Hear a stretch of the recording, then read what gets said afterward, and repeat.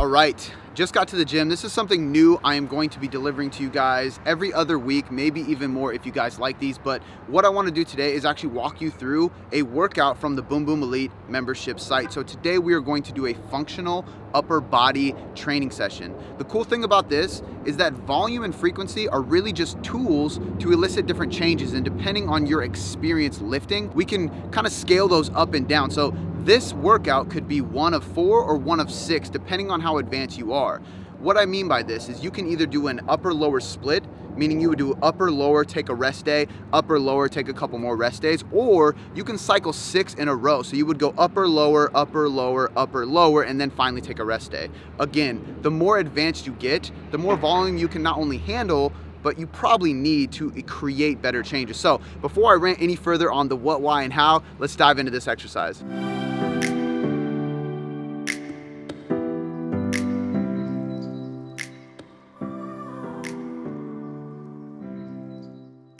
As you can see here, the first things I do is get into a half kneeling position. I pull my rib cage down and I actually fire my glutes. The reason I'm doing this is to create more stability inside of my hips and actually engage my core so I can isolate my upper back, which is something I want to do before an upper body workout. I want to isolate my upper back, my rear delts, and my traps, and I want to prioritize external rotation of my scapula.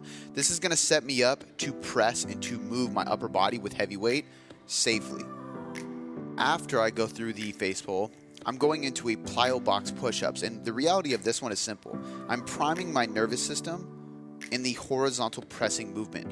When we do something explosive like a Plyo Box Push Up or a clap push up or a horizontal chest throw with a ball, I am priming my nervous system and I am doing it in a way that is preparing myself for the horizontal press, which is my compound lift of the day, the barbell bench press. This is where I overload my body. In today's workout, since we are focused on hypertrophy, I'm staying in that 6 to 8 rep zone, but my goal here is to go as heavy as I can, sub-maximally, so I'm not going to failure, but I'm pushing my body to a high intensity load, about that 80 to 90% of max effort. So an RPE of 8 to 9 on a barbell bench press. This is my metric-based movement of the day. One of the only lifts that I'm really importantly focused on improving and getting stronger on week to week. The next movement that I am actually going to focus on is another compound lift that I'm focused on the metrics. So every week I do want to improve. I either want to add a rep or I want to add weight, and that's the seated vertical press, the military press to be exact. I'm going to flare my elbows out a little bit wider and stop at a 90-degree angle. I'm stopping at a 90-degree angle simply to keep my elbows and my shoulders safe, and I'm going in that wide grip style to isolate my deltoid. Studies have shown that if we can do that in that wider grip, we actually are going to isolate the entire deltoid cap a little bit more.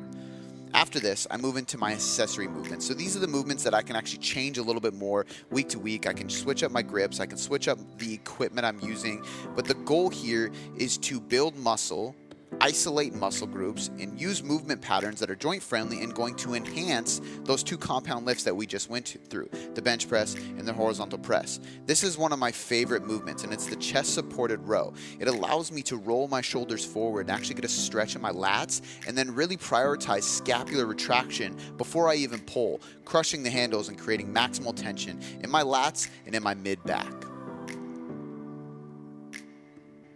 We're going to superset this with a chest-supported posterior fly.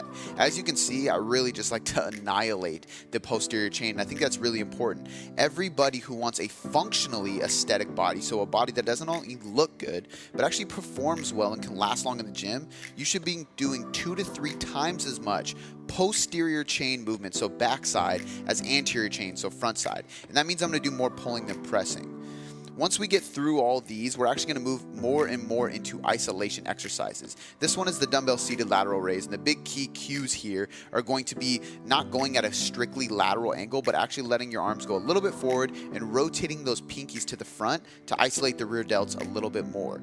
All these movements I'm doing now are really just quote-unquote vanity exercises, which is the next one as well, the barbell curl. But my main goal here is to strictly build muscle, and I'm doing these exercises towards the end of the workout for one main reason: energy management. The reason we sequence these exercises in the way that we do is simply to save our energy along the way, keep our mental focus where it needs to be, and reduce injury risk. It's way more likely to get injured on a barbell bench press than it is this easy bar curl. So for that reason, I'm going to place it way later on in my workout. I'm also going to save that energy for the barbell bench press so that I can have higher weights and higher total volume on those big compound lifts. When doing these exercises, these isolation exercises, it's even more important to slow down, focus on form, and enhance the pump in your muscle while not allowing tension to go into the joints. So I'm doing things like letting my elbows drive forward and slowing the eccentric, that negative phase, that downward phase down, because I want to just keep all that tension inside the muscle. Last but not least, we have a final arm superset. We're going to start with the dumbbell incline bench hammer curl. As you can see, I've moved from curl to curl, but what I have done is put my shoulders in hyperextension on this incline bench, which changes the peak position and peak target of my bicep, and it also allows me to go into a full stretch of the bicep at the bottom of this movement because I have more room to let my elbows lock out and actually stretch the muscle belly of my bicep. That's going to enhance the stretch phase, which is a key phase of hypertrophy.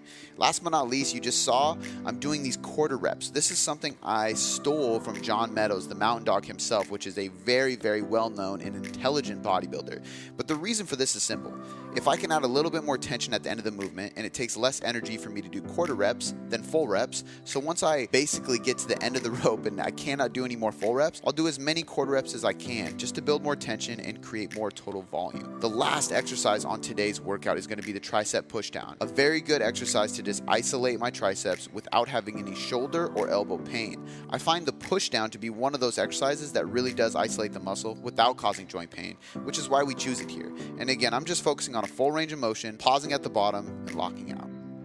All right, just got done with a full functional upper body session. The goal of today, like I mentioned at the beginning of this video, was really to put exercises together that you can get done in a timely fashion. So there's a lot of supersets and they're all extremely functional. That's why you probably noticed a lot more rowing than you did pressing, just to keep the shoulders safe, a lot more functional equipment like dumbbells, some cable work, so on and so forth. But my main target with this style of training is upper body strength and hypertrophy while saving the joints and actually feeling better and improving functional movement. So if you guys like this video, let me know by leaving a comment, like this video, and go check out the rest of our content at boomboomperformance.com.